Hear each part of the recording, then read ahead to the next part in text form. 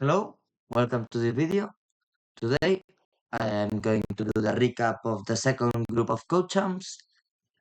Please subscribe and we're gonna go into the action. Okay, so these two players are both from the improvers community and really active ones on the forums. Here, e4, e6, the French, and Klingerman plays knight f3. I don't really like that line, but I'm assuming it was prep from his coach. So d5, knight c3, this allows d4 push, which it's usually an overexpansion on the knight e2, and it's a typical thing. Instead, Klingerman played knight d4, and this was a really good conversion by moves, who played pretty solidly, traded queens, and didn't let the advantages slip. I don't like b6 because like e5, everything opens up. I have the diagonal is weak. Like it gives me some chances. It's still objectively lost, like as you can see here. But it gets you some chances. I said you could see wait, when the analysis works. Yeah, I understand. Still losing, but you have more chances, practically speaking. But of course, it's still completely losing. So that's the reason I don't like b6, but it makes sense to try to win a space like a5 or at some point moving the rook to d8, moving the knight, and then c5. This castling long for me makes sense. I'm assuming then the idea of d6 was king b7, but then again, I don't really like it. e5 is interesting, but now it doesn't threaten a thing. There's nothing behind that. The knight, so knight e5 is a move. After bishop e2, yeah, you have some counterplay, but it's absolutely worthless. King b8 after any check, and there's just no threats. Knight g4 is really good. Bishop f4, bishop c6, offering another trade, and another trade. Like, he's just using the fact that he's above material to offer trades, and if they don't accept them, they're worse, but if you accept them, you have to resign. So that's a really good thing he's doing. Really good conversion technique. Here, I think bishop b3 and then the plan of g4 might be interesting, but moves doesn't allow the chance. Keeps attacking the pieces, keeps getting active, and now Klingerman realizes that if he doesn't take it, the bishop is going to be bad, the knight is going to be so strong, and that knight combo is slowly going to kill him. But if he takes, then he has weaknesses, the bishop is already in an active position, and this is really bad. He offers a trade of rooks, and he's really confident that he can win this endgame as he should be. And here, Klingerman blunders the bishop. He was, of course, still completely losing after something like bishop b3 and knight a3 or knight takes c3, but blundering the bishop, of course, was a death sentence. e5, trading, and well, there's nothing to look at this game. Actually, I thought there was nothing to look at this game. There's something. He blundered the piece on one move. I don't really know why. Like knight e3 seems like it covers the bishop, but the bishop is hanging, the knight is hanging, and they can both be attacked, so, and there's no way to defend it. But well, it doesn't really matter. If he was up one piece, then, for example, if bishop g3, that blunder, if this occurs, then there are chances for white, but it happened when there was just nothing, it was completely over. That's the reason. This is a phrase I like to say. You cannot blunder pieces if you're trying to rob a game. Like, if you're trying to rob a game, a complete losing game, you cannot blunder again. Your opponent has to blunder. You have to keep asking questions, and at some point, they could blunder. But you cannot blunder before them, because if you blunder before them, then the questions are over. And well, this was really simple, good tanking technique. This king c5 makes absolutely no sense, but well, I don't know what was the point, but okay. And yeah, they just finished really easily, and here the opponent resigned. So a really good conversion by Moose. Of course, it was mostly because of the huge blunder of Klingerman, but that's the thing about chess. One blunder, if your opponent manages to convert, you have to resign and you lose in that fashion. And we have this game with the London, the winner of the tournament, the student Levy, plays the London. It was kind of a disappointment for me seeing that in the broadcast, but well, for me, any London player is kind of boring. But people were actually like some kind of prepared with these six ideas, and Levy's student didn't play that bad for London. He played the Jobaba, which is on the London ideas, the fun one. So well, it's acceptable. Here already black white has a pleasant position and black is going to suffer a huge attack. And bishop h6 is coming, but he prefers to castle on first, which makes sense. And after knight g6, f3, typical plan, and Jenny was saying even before, b6, trying to activate the bishop, h4, h4. h5 could come at some point, but I'm assuming he wants to prepare it better with g4, h5, and this is a typical Java London plan, this pawn push, and a lot of times it's inaccurate, but in this case it was kind of strong. And here for me, it was black for a moment that it was better. Here I like black's position. As you can see, this is the active position and a really interesting one. But after knight h5, the engine kind of starts to reconsider it. Like as you can see, like it's kind of great. The engine doesn't work well now. Like it's saying a black move on 14 white. Like it works kind of slow. There's a problem with chess.com now. I don't really know why. Yeah,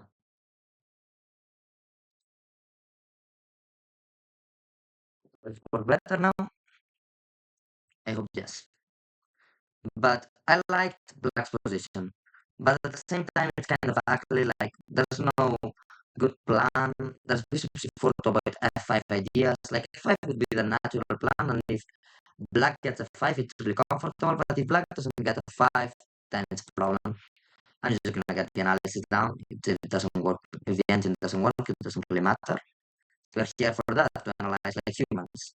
Bishop c4, knight d4, and as I said, then it's difficult to play this position. Knight e2, good move, and taking it's a mistake because then the other knight gets active, and you traded a knight on d4, but an active knight on g1 because you didn't trade d2 knight for the d4 knight. No, you traded the g1 knight for the d4 knight. That's a thing like player doesn't seem to think about and understand. But he did a really good piece by kind of a mediocre one. h6, good move, trying to pawn break. But here he remember the fact that the pawn was hanging and that he had to defend. Bishop g7 and black was still fine. Instead, black played knight f4 and hung a pawn. After knight g2, it's already a really good position for white. Bishop d6, it's still playable, but here black completely collapses with knight e3, hanging a rook, because after trades, bishop is hanging, and it's completely over. The rook takes, and knight takes, bishop takes 6, and he's a piece down. And he could have continued the game with knight f2, but instead blundered another knight and lost. We can see the last moves, but because they didn't resign, that it was completely over. I can understand the no resigning mentality, and now the mate. So it was a good game by the winner. Like QQ1M was a really consistent player, and Levy did a great job training him. To say, well, he knows that of course. Like you don't win a tournament without good training. Oh, I think I got no. Yeah, I still have the games. Okay. And after this game, another game of moves, and then another one by Klingerman.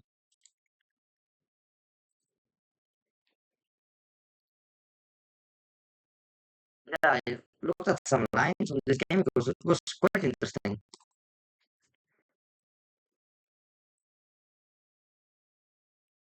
Why is like this is having trouble? I don't know.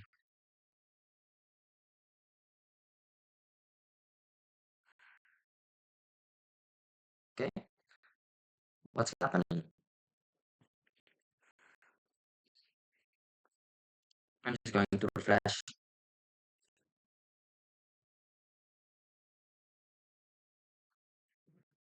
What's happening here?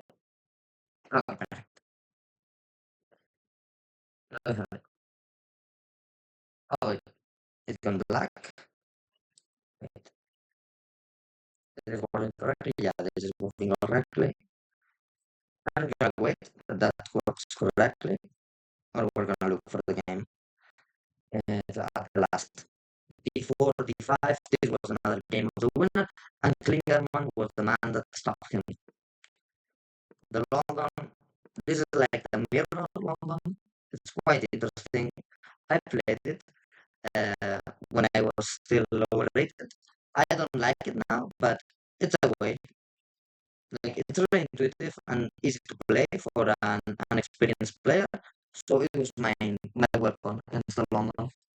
Bishop d6, bishop g3, knight f6, knight f3, and knight h4, knight h5, which was quite great because as we saw in the other episode, getting the dark square bishop with our knight can be great. So we kind of force bishop takes bishop, or they can play knight e5 instead and allow knight takes bishop, and then they get like that weak e5 pawn. I think it's a weakness, and then c5 winning space, and I really like black's position. Knight d7, preparing c5. It's a good move. Instead, Klingerman played queen e7, bishop d3, castling, and I think he blundered on or sacrificed it. I don't know, but it's a really sound sacrifice and really strong because the knight b6, queen b3, and just the attack is so strong and so good. Like there's just no easy defense. Like pawn structure is everything hanging after king f2 and queen c5. This looks almost losing. And here, after rook e1, there's a tactical idea. I think rook takes, and knight c4, which looks really good. Knight e5 doesn't work because of c4. And the thing is that Klingerman played knight e5, which makes sense, trying to attack the e3 pawn, but he got knight c4 even stronger. But while the knight e5, he offers the option of a queen trade. The thing with knight e4 is that then the queen trade was not allowed because knight takes queen, which makes a lot of sense. But knight e5 is a completely intuitive move and makes a lot of sense to centralize it. So we cannot really say that was a bad move, even though knight e4 was completely winning.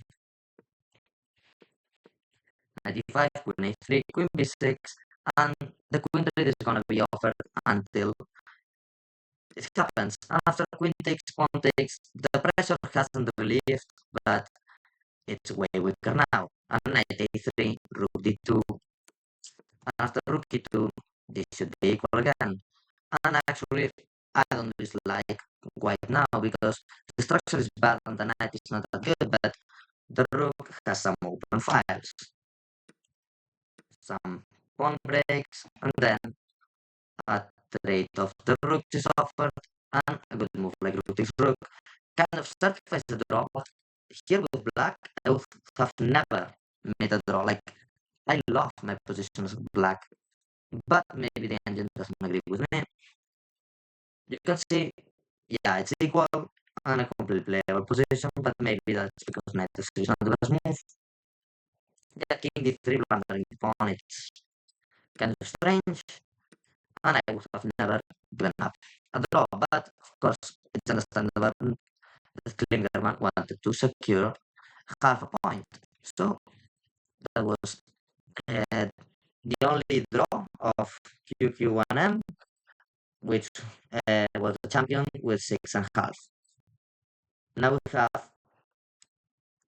this game, Pingu against Moose. Pingu was uh, Khan's student, and Moose was Moose a student? I think David, no, yes, David Prues, I think. I don't really remember anymore. Okay, so the French, I don't like the advanced variation. Like I think it's really complicated for beginners, but of course these coaches have more experience than me. Uh, Training people, I have coached people for a really little time, so maybe I'm the one that's in the wrong. But I think 93 is a better line for them because there are more tricks, and usually black is badly prepared. But the thing is that at 35, C5, it's really easy to play for black, I think. As you can see, even though there's counterplay, white is going to be down 2 pawns or having to play f4 and then getting a really good diagonal and f4 is a terrible move. So ping up castles, but as I said, this is already really complicated for not a beginner, but a 1000 player to play. Like it's 2 pawns down, and even though you're active, this is a tough spot. Like I like this kind of positions with white, but it's really difficult. Now most plays a6, which kind of makes sense, but I understand the point, but I think developing, trying to protect and getting castles into the king side was smarter. But a6, bishop e3, using the weakness of the dark squares, knight f6, queen f3, and as I said, this is already a really tough spot. And I think actually black and gonna piece here, d4, queen takes b7 doesn't work because of bishop c6, and I think this is winning completely. Yeah, it's winning. So I think d4 was completely winning. Have to change it has to tell me, but I'm quite sure this is a win. Yeah, this is completely winning. No, this is not. The engine is having problems again. I don't know why. Queen f3. Not saying after queen f3. You allow it, but I'm pretty sure. No, again, a wrong thing. Queen b6 and queen. No, no, it's wrong.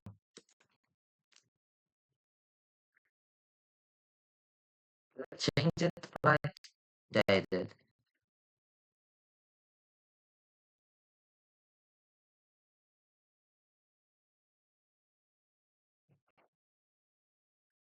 I'm going to make it go slower. Yeah, like it's saying, like yeah, this doesn't work. See, queen b6, like, and some white move, like, yeah, okay, I'm just gonna get it out. Sorry for that. But I'm pretty sure d4 wins the game here, like, pretty clearly. You can see, I don't need an engine to, like, certificate this, but I would have liked for you to see, like, this is clearly winning. But no, it's not possible right now. Like, maybe after it's not that clear after this.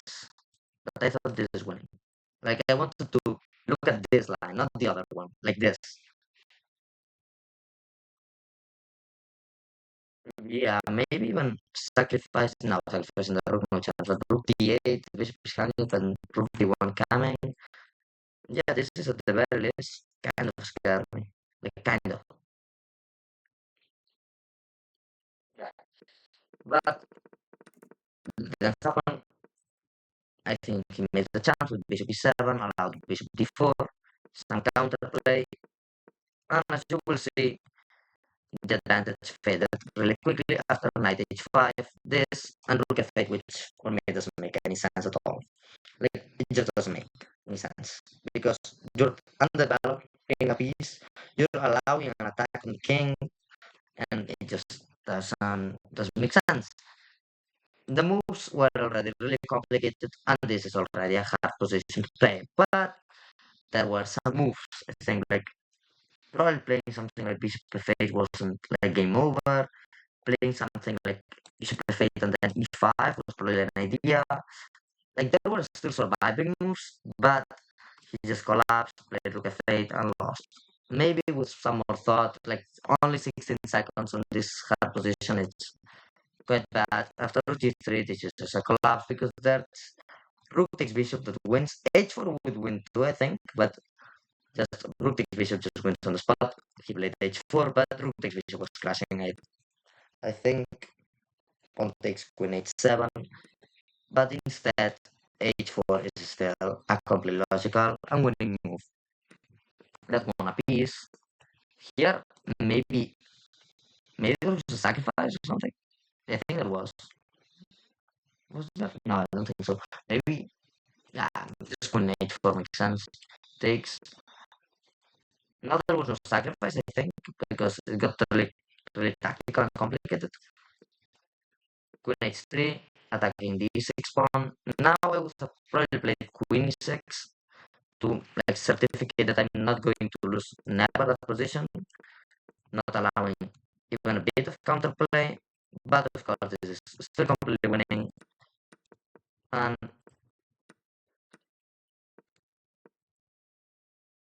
okay, time scrambles for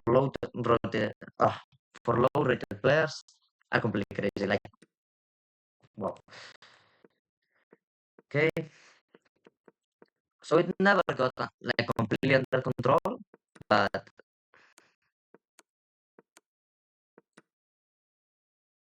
still was just a timeout. But this is still a game. It's clearly better, but the third takes. No, it's not clearly better. Wait, I think this is a throw. Yeah, you go three of this game. Like this looks really tough. So king d8 tra- takes trades. Yeah, I think this looks better for black. I need the engine because I'm not any sure, but I think black is winning. Like rook takes pawn takes queen f4. I don't know.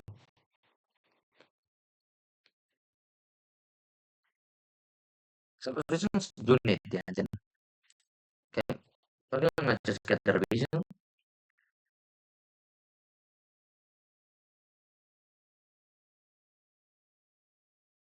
Rest is going to be terrible because Pingu was up a piece and still messed up. I think the last position is losing, or at the very least worse. As you can see, Moose has a better accuracy, which is always a bad sign if he had lost. If he has lost, it means he was winning and he's lost in the last move. He lost by time. And we're going to look at the game if it allows us. We have already looked at it, but I want to look at the last position if it is still completely losing. I think it was.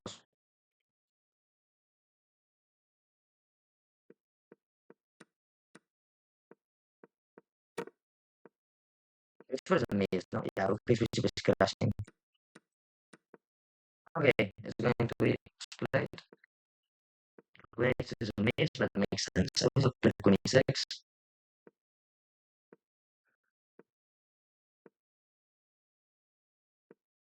No. Genshin is completely starting them. Completely. Now the rook king takes. Okay, he misses it. Takes, just a win. Rook takes queen will win. Huge miss. King d2, bishop d7, queen h5. Panics. If panicking, that's a throw. Yeah, and I think this is worse now. Like after this, I think this is worse. What does it say? Okay, it doesn't say it, but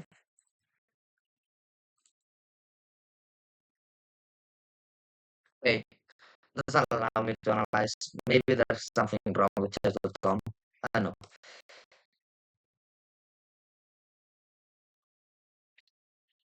And we're gonna look at the last game. Another Klingerman game, and it was a really interesting game because it just shows the capability of huge throw, not as an insult, but it just shows the possibility of throwing in less than 2000 games, and actually even in 2000 games, like everyone throws.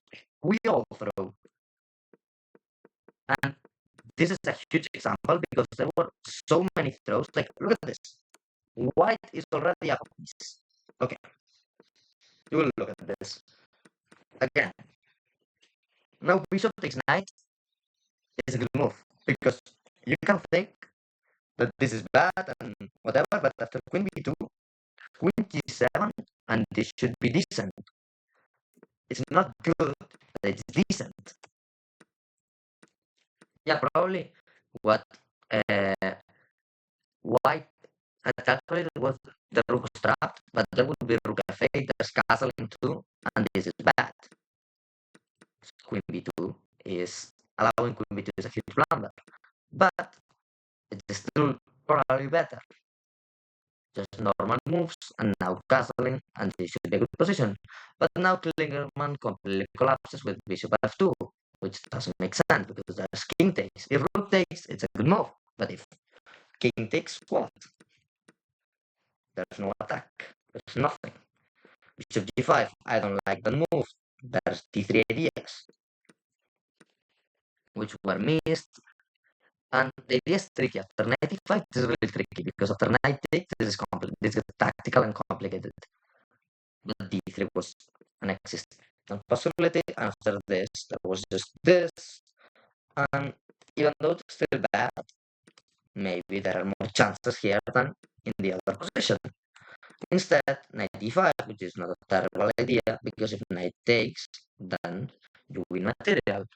Instead, he plays queen f4, which is a good move, but then there are d3 ideas, and knight d3 is completely killing him. d3 was really good, but knight d3 is winning a queen, and why wouldn't you play it? But now you see this, like, what was completely winning out of the opening? They have 10 plus 2. It's not like a bullet game. No, it's 10 plus 2. And they hang a lot of things, like it's completely natural, but they hang a lot of things. And that's the reason you have to always be really resourceful and really creative on the comebacks. Like, this is a completely winning position, but there's still game to be played here. And here you will see a terrible throw, because here I saw this in the broadcast. That's the reason I am showing this to you. Like, if he had played king c8, it takes rook, and then he loses the queen, of course. But he played king a8, and it takes rook. You were thinking, wait, what a throw, but it's still completely winning. Because there's just queen d5 still. There are a lot of moves that are still completely winning. Knight f3, there's a really little trick. This is a little trick. There is. But even though it was a huge throw, there was still game to play, and black should still be winning. But instead, he just played a6 and had his queen, and got again a completely losing position, which I actually saw. I was really sad for him, but yeah, that's life. And he was completely winning from a lost position. He came back. He did good things, good practical things, good practical moves. Like 95 is really interesting, but still, he didn't manage to win after such a good comeback. Like, comeback is a really important thing, but being resourceful, like, again, now queen c2 terrible because rook c1, then you just have to play, instead of checking here, like after takes, you should try and play b6, king b7, getting your king out of these stupid things. Instead of trying to launch the attack, you have to calculate a bit. He has 5 minutes. Conversion is really important. You have to think about this. Yeah, and here queen d5, knight f3, and here you have to be careful, of course, but no, a6, and you keep playing. Like it's still better for sure. It was a trick. Instead after A6, it was completely over. I think I showed you this, and it was just lost. Like simply, Klingerman didn't resign probably because he was shocked.